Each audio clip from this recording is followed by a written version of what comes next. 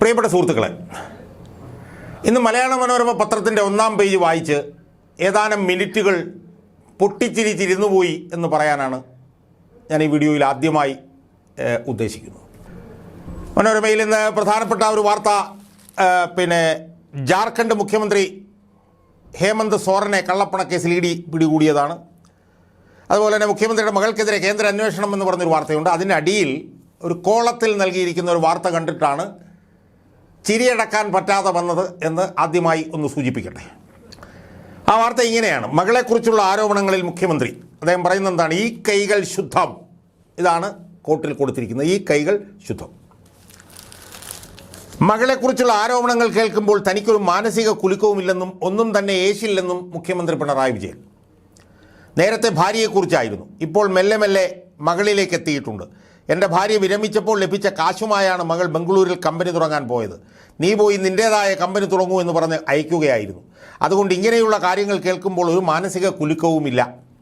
മനസമാധാനമാണ് പ്രശ്നം. തെറ്റ് ചെയ്താൽ മനസമാധാനം ഉണ്ടാവില്ല. മറിച്ചാണെങ്കിൽ ഉള്ളാലെ ചിരിച്ചുകൊണ്ട് ഇതൊക്കെ കേൾക്കാൻ പറ്റും. ആ മാനസികാവസ്ഥയിലാണ് ഞാൻ. എൻ്റെ കൈകൾ ശുദ്ധമാണ്. ആരുടെ മുന്നിലും അല്പം തലയുയർത്തി തന്നെ അത് പറയാൻ കഴിയും. പ്രതിപക്ഷത്തിന് ഇതുകൊണ്ടൊക്കെ ആവശ്യമുണ്ടാകും. ഈ ടീമിൻ്റെ നേതാവിൻ്റെ കസേരയിൽ ഇരിക്കുന്നയാളെ ഇകഴ്ത്തി കാണിക്കേണ്ടത് അവരുടെ രാഷ്ട്രീയമായ ആവശ്യമാണ്. അത് ജനം സ്വീകരിക്കുമോ എന്ന് കാലം തിരിക്കട്ടെ. സുഹൃത്തുക്കളെ, ഇത് വായിച്ചാൽ ഞാൻ പറഞ്ഞ മുഖ്യമന്ത്രിയുടെ മകളും ഭാര്യയും പോലും ചിരിച്ചു പോകും എന്നാണ് എനിക്ക് സൂചിപ്പിക്കാറുള്ളത്. ഇതിൽ അദ്ദേഹം പറഞ്ഞിരിക്കുന്നത് എന്താണെന്നറിയാമോ? എൻ്റെ ഭാര്യ വിരമിച്ചപ്പോൾ ലഭിച്ച കാശുമായാണ് മകൾ ബംഗളൂരിലേക്ക് കമ്പനി തുടങ്ങാൻ പോയത്. നീ പോയി നിൻ്റേതായ കമ്പനി തുടങ്ങൂ എന്ന് പറഞ്ഞ് അയക്കുകയായിരുന്നു. ഇതാണ് ബഹുമാനപ്പെട്ട മുഖ്യമന്ത്രി പിണറായി വിജയൻ തൻ്റെ മകൾക്കെതിരെ ഉയർന്നു വന്ന ആരോപണവുമായി ബന്ധപ്പെട്ടുകൊണ്ട് ഇപ്പോൾ നൽകിയിരിക്കുന്ന പ്രതികരണം. സുഹൃത്തുക്കളെ, ഇതെങ്ങനെയാണ് നമുക്ക് വിശ്വസിക്കാൻ കഴിയുമോ? ഒന്ന് ആലോചിച്ച് നോക്കിയേ. അതായത് ഭാര്യ വിരമിച്ചപ്പോൾ ലഭിച്ച കാശുമായി മകളെ ബാംഗ്ലൂരിലേക്ക് പറഞ്ഞു വിടുന്നു. ഭാര്യ ഇതുപോലെ വലിയ അത്യുന്നതമായിട്ടുള്ള പോസ്റ്റിലൊന്നും അല്ല ഇരുന്നിട്ടുള്ളത്. ഒരു LP സ്കൂൾ അധ്യാപികയായിരുന്നു എന്നാണ് ഞാൻ കേട്ടത്. അത് കഴിഞ്ഞ് പിന്നെ തിരുവനന്തപുരത്ത് നിന്ന് സാക്ഷരതാ മിഷനിലോ സർവ്വശിക്ഷാ അഭിയാനിലോ ഒക്കെ ഡെപ്യൂട്ടേഷനിലൊക്കെ ഇരുന്ന് പോയിട്ടുണ്ട്. അവർക്ക് എത്ര രൂപ പെൻഷൻ കിട്ടും സുഹൃത്തുക്കളെ? ആ പെൻഷൻ തുകയുമായി മകളെ ബാംഗ്ലൂരിലേക്ക് പറഞ്ഞു വിട്ടു എന്നാണ് അച്ഛനായ പിണറായി വിജയൻ പറയുന്നത്. ബാംഗ്ലൂർ എന്ന് പറഞ്ഞാൽ ഇന്ത്യയിലെ IT ഹബ്ബാണ്. ആ IT ഹബ്ബിൽ IT കമ്പനി തുടങ്ങാൻ തൻ്റെ ഭാര്യയ്ക്ക് കിട്ടിയ പെൻഷൻ തുകയുമായി മകളെ വണ്ടി കയറ്റി വിട്ടു എന്നാണ് ഈ പിണറായി വിജയൻ പറയുന്നത്. അതൊക്കെ നമ്മളങ്ങ് വിശ്വസിച്ചോടെന്നാണ് പിണറായി വിജയൻ പറയുന്നത്. ആലോചിച്ച് നോക്ക്. എന്ത് തുക ഭാര്യയ്ക്ക് പെൻഷൻ കിട്ടിയെന്നുള്ളതൊക്കെ ഇപ്പോൾ പുറത്തു വരാൻ പോകുന്നുണ്ട്. ഞാൻ അതിലേക്കൊന്നും പോകുന്നില്ല. എന്നിട്ട് അദ്ദേഹം പറയുകയാണ് ഈ കൈകൾ ശുദ്ധമാണ് എന്ന്.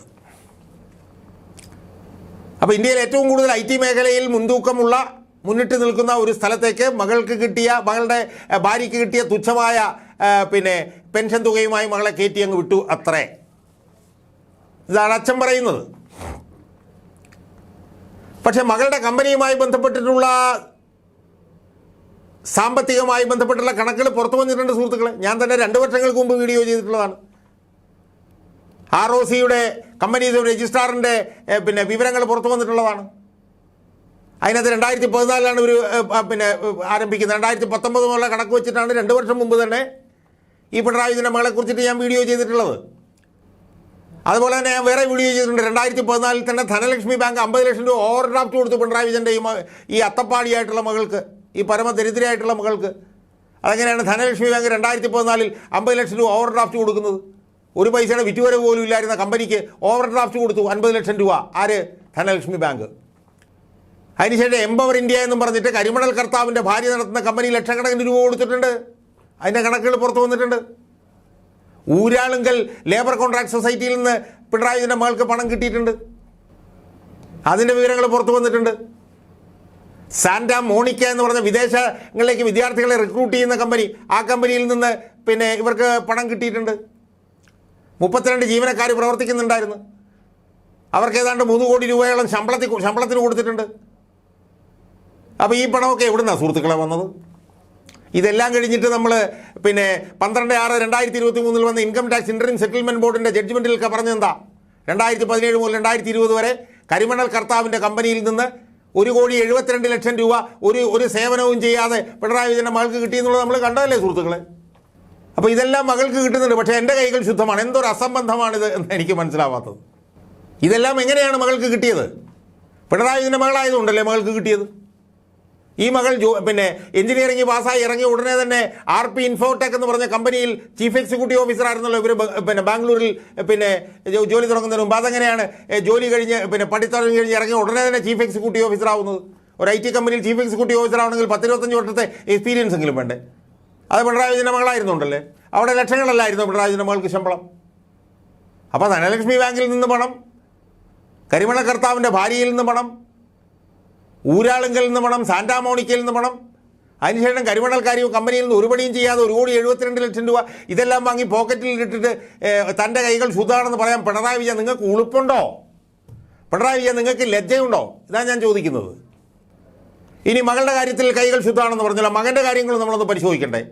രണ്ടാമത്തെ മകളാണ് മൂത്ത മകളാണല്ലോ വീണ വിജയൻ. രണ്ടാമത്തെ മകൻ്റെ പേര് വിവേക് തായിക്കണ്ടിയിൽ നിന്നാണല്ലോ. ആ വിവേക് തായിക്കണ്ടിയിൽ എന്ന് പറഞ്ഞ മകൻ 2004-ലോ 2005-ലോ ബർമിംഗ്ഹാം സർവകലാശാലയിൽ പഠിക്കാൻ പോയപ്പം അയാൾക്ക് ഫീസ് ഇനത്തിൽ കൊടുത്ത 42 ലക്ഷം രൂപ എവിടെ നിന്ന് കിട്ടി പിണറായി വിജയ? മറുപടി പറയണ്ടേ പിണറായി വിജയൻ? 42 ലക്ഷം രൂപയാണ് പിണറായി വിജയൻ്റെ രണ്ടാമത്തെ മകൻ വിവേക് തായിക്കണ്ടിയിൽ ബർമിംഗ്ഹാമിൽ പഠിക്കാൻ പോയപ്പോൾ ആദ്യ വർഷത്തെ ഫീസായി കൊടുത്തതെന്ന് ആരോപണം ഉന്നയിച്ചത് ഞാനോ വേറെ ആരെങ്കിലും അല്ല, VS അച്യുതാനന്ദനാണ് പിണറായി വിജയ. ആ പണം ആരാണ് കൊടുത്തത്? ആ പണം ഏതോ മുതലാളിയല്ലേ കൊടുത്തത്? അപ്പോൾ പിണറായി വിജയൻ്റെ കൈ ശുദ്ധമാണ്. പക്ഷേ പിണറായി വിജയൻ്റെ മക്കൾക്കും മകനും മകൾക്കും ഒക്കെ കോടീശ്വരന്മാർ കൊണ്ടുവന്ന് ലക്ഷക്കണക്കിന് രൂപകൾ കൊടുക്കും. ഇതാണ് ഇവിടുത്തെ അവസ്ഥ. പിന്നെ പിണറായി വിജയനെ സംബന്ധിച്ചിടത്തോളം പിണറായി വിജയൻ ഇങ്ങനെ പറയുന്നതിലൊന്നും അത്ഭുതമില്ല. കാരണം ഇതുപോലുള്ള പൊട്ടത്തരം മണ്ടത്തരവും നട്ടാൽ കുരുക്കാത്ത നുണയൊക്കെ പറയുന്നത് ഒരു ശീലമാക്കിയ മനുഷ്യനാണ് പിണറായി വിജയൻ. കാരണം എന്താ? സ്വർണ്ണക്കള്ളക്കടത്ത് കേസിലെ പ്രതിയായിട്ടുള്ള സ്വപ്ന സുരേഷിനെ അറിയില്ലെന്ന് പറഞ്ഞ ആളാണ് പിണറായി വിജയൻ. ആരാണ് സ്വപ്ന സുരേഷ്? എനിക്കറിയില്ല, ഞാനവരെ കണ്ടിട്ടില്ല, എനക്കറിയില്ല സ്വപ്ന സുരേഷിനെ എന്ന് പറഞ്ഞ ആളല്ലേ പിണറായി വിജയൻ. അവസാനം പിണറായി വിജയൻ ഡസൻ കണക്കിന് തവണ പിണറായി വിജയനും താനും തമ്മിൽ യോഗത്തിൽ ക്ലിഫ് ഹൗസിലും വീട്ടിലും സെക്രട്ടേറിയറ്റിലും ഒക്കെ പങ്കെടുത്തിട്ടുണ്ടെന്ന് സ്വപ്ന സുരേഷ് പറഞ്ഞിട്ടില്ലേ? പിണറായി വിജയനും ഭാര്യയും മകളും CM രവീന്ദ്രനും KT ജലീലും ശിവശങ്കരനും ഒക്കെ ചേർന്ന് എത്രയോ തവണ മീറ്റിങ്ങുകൾ ക്ലിഫ് ഹൗസിലും സെക്രട്ടേറിയറ്റിലും ഒക്കെ കൂടിയിട്ടുണ്ടെന്നുള്ളതിൻ്റെ കണക്ക് സ്വപ്ന സുരേഷ് പുറത്തു കൊണ്ടുവന്നതല്ലേ? അപ്പോൾ ഈ നട്ടാക്കുറിക്കാത്ത നുണ പറയുന്ന നുണയുടെ ഒരു പെരും തച്ചനയാണ് പിണറായി വിജയൻ. പെരും കള്ളന്മാരുടെ സ്വഭാവമാണ് പിണറായി വിജയനുള്ളത്. അതിലേറ്റവും പുതിയ ഒരു ഉദാഹരണമാണ് ഈ കൈകൾ ശുദ്ധം എന്നുള്ള പിണറായി വിജയൻ്റെ ഈ ശുദ്ധ തട്ടിപ്പ് എന്നുള്ളത് പാർട്ടി അണികൾക്കും ജനങ്ങൾക്കും എല്ലാം ബോധ്യമായിട്ടുണ്ട്. പിണറായി വിജയൻ്റെ മകള് ഇവിടുത്തെ നിക്ഷിപ്ത താല്പര്യക്കാരുടെ പൊന്നോമന പുത്രിയാണെന്നുള്ളത് എല്ലാവർക്കും ബോധ്യമായിട്ടുണ്ട്. അതിൻ്റെ കണക്കുകളെല്ലാം പുറത്തുണ്ട്. അതുമായി ബന്ധപ്പെട്ടുള്ള അന്വേഷണങ്ങൾ നടക്കുന്നുണ്ട്. അതുകൊണ്ട് ഇയാളുടെ ഈ കൈകൾ ശുദ്ധമെന്നുള്ളത് ഇംഗ്ലീഷിൽ പറഞ്ഞാൽ ഏറ്റവും ഈ പറഞ്ഞ പോലെ തരം താഴ്ന്ന ഒരു ഗിമ്മിക്ക് മാത്രമേ ജനങ്ങൾക്ക് കാണാൻ കഴിയുള്ളൂ എന്നാണ് എനിക്ക് എൻ്റെ പ്രേക്ഷകരോട് സൂചിപ്പിക്കാനുള്ളത്.